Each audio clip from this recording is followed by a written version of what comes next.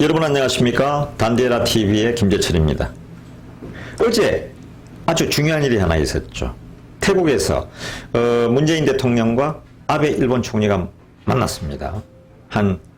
언론에 보면 한 11분 정도 그냥 환담을 했다 이렇게 나와 있는데, 지금이 한국과 일본이 해방 이후에 가장 사이가 나쁜 상태가 아닌가 싶어요.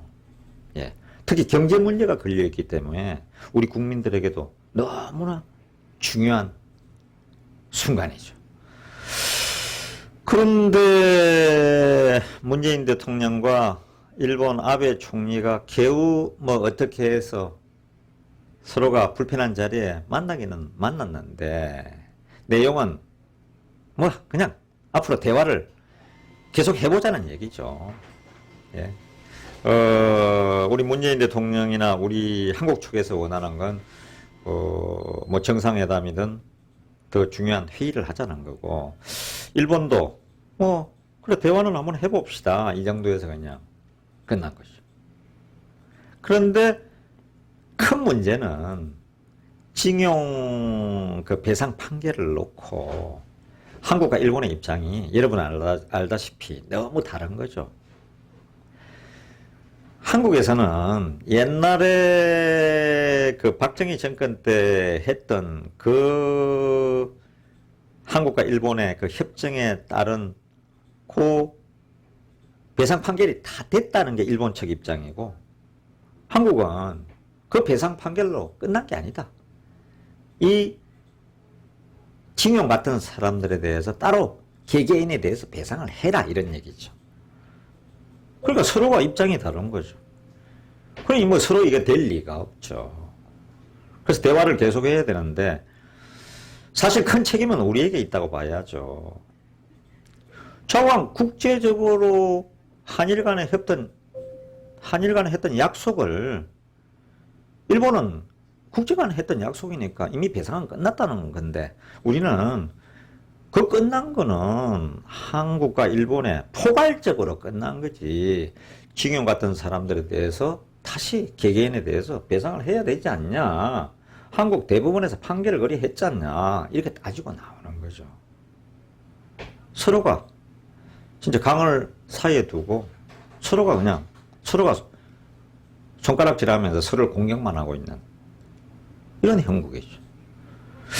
그런데 이게 또 여기서 끝날 게 아닌 게, 그 감정 싸움 때문에 한일 정보보호 협정, 일명 지소미아, 그거를 한국 측에서 그냥 우리 안 하겠다, 더 연장 안 하겠다, 이렇게 지금 선언을 해버렸잖아요. 그런데 이제 한일 정보보호 협정 지소미아, 이제 시한이 끝나는 게 이제 초읽기에 들어갔습니다. 며칠 안 남았습니다. 그러니 미국으로서는 정말 답답하죠. 아니, 북한하고 지금 대치하고 있는 상태에서 우방인 한국과 일본이 서로 이렇게 입장이 다르면 이거 정말 보통 일이 아닌데, 북한에 지금 핵미사일을 한국과 일본이 머리에 이고 살고 있지 않습니까? 미국도 지금 ICBM, 그게 대륙간 탄도탄이잖아. 대륙간 미사일. 미국까지 지금 사정거리에 있는데. 그러니까 이 정보를 정확히 알아야 돼요, 그러면. 이 군사작전이라고 하는 것은, 전쟁이라고 하는 것은 정보를 누가 정확하게 알고 있느냐, 그게 달린 거죠. 옛날에 이순신 장군이 23전 23성 다 이길 수 있던 비결도, 우리 한반도의 남쪽에 여러 섬들을 그냥 저기 지도를 그냥 손바닥 그리듯이, 목포, 여수, 그죠? 그 다음에 남해, 하동, 삼천포, 그 다음에 충무, 통영, 고성, 이 부산, 이 울산 쫙 깨고 있지 않습니까? 섬까지. 고화도다, 그 다음에 욕지도다, 예? 암태도다. 그러니까 모든 걸 깨고 있으니까 이기는 거죠. 그게 지소미아거든요. 그래야 미국도 안심할 수가 있죠. 만일에 지금 전문가들의 얘기가 있지 않습니까? 지금의 북한이 가지고 있는 핵무기 능력은 예전에 한번 생각해 보세요. 2차 대전을 끝장을 낸 나가사키, 히로시마에 떨어졌던 원자폭탄. 그 폭탄들의 지금 20배, 30배, 40배의 능력을 갖고 있거든요. 파괴력을. 그러면 군사 전문가들 얘기는 만일에 서울에 떨어졌다. 한방, 핵무기가 떨어졌다. 그럼 1000만 명 중에서 200만 명에서 300만 명이 그날 그 자리에서 죽고 또 한 200~300만 명은 6개월이나 1년 안에 죽게 된다는 거죠. 뭐냐? 원자폭탄으로 인한 그 핵폭탄으로 인한 부상 때문에 죽는다는 거죠. 서울 인구의 반이 사라진다는 얘기입니다. 정말 무서운 얘기죠. 아, 설마 그러겠어? 설마 6.25 전쟁이 일어날 줄 알았습니까? 조선시대는 설마 조선이 망할 줄 알았습니까? 고려가 망할 줄 알았습니까? 신라가 망할 줄 알았습니까? 백제가 망할 줄 알았습니까?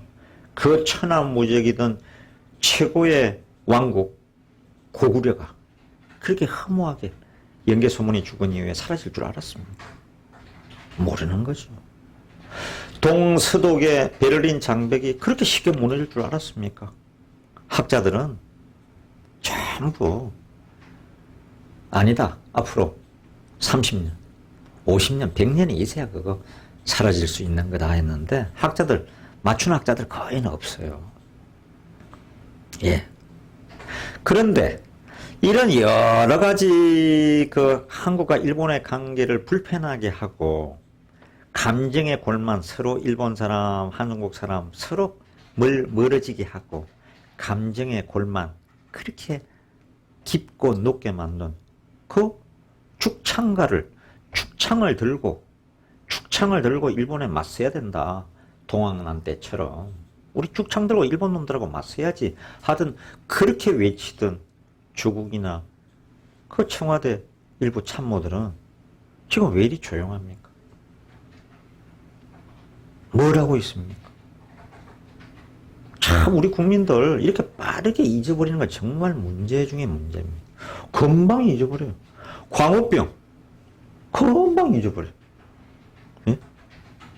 아니 그 미국산 소고기 먹으면 머리에 구멍이 송송송 뚫린다고 그 보도한 MBC 사람들 지금 사장이고 이사고 다 하고 있잖아요. 다 그 거짓말 방송 가짜 뉴스에 다 속아서 그 사람들이 지금 제가 있던 예전 MBC의 사장 부사장이 다 돼 있는 노조의 핵심 세력이 다 돼 있죠. 또 그런데 아무 책임지는 사람이 없어요. 죽창을 들고 일본에 맞서야 한다고 외치던 사람들은 또 다 어디에 있습니까? 책임지는 사람은 단 한 사람도 없어요. 예. 우리나라는 참 이게 문제인 것 같습니다. 책임지는 사람도 없고 국민들이 끝까지 책임을 묻지도 않으니까 그냥 그 일 끝났다 하면 세월이 지나고 1년, 2년, 3년, 4년 지났다 하면 또 그냥 몰라, 나 몰라라예요. 사람들은 언제 그런 일이 있었니? 모르겠는데. 예. 이렇게 망각해버리고 맙니다. 이렇게 되면 나라가 망하는 거죠. 지금 경제가 왜 이리 힘듭니까? 결국은 미국하고도 그렇고 일본하고도 지금 완전히 송 껐다시피 중국하고의 관계도 뭐 우리가 뭐 중국 관계가 좀 나아진 게 뭐가 있습니까? 저번에 그 미국에서 어느 대학에서 그 중국 가서 뭐 공연한다 그러니까 우리 한국인 코리안 3명에 대해서 비자를 안 내줘가지고 그 공연도 취소됐잖아요. 그냥 우리만 계속 얻어맞고 있는 거죠. 몽둥이로. 예. 정말 죽창가를 외치던 사람들 반성해야 됩니다. 한국과 일본의 관계를 지금이라도 빠르게 회복해야 우리 경제도 그나마 조금이라도 살겠죠. 지금 자영업자들 다 죽고 있습니다. 죽창가를 부르던 사람들, 정말 이 정권의 죽창가를 부르던 사람들 반드시 반성해야 됩니다. 단디해야 됩니다. 예, 단디해야 됩니다.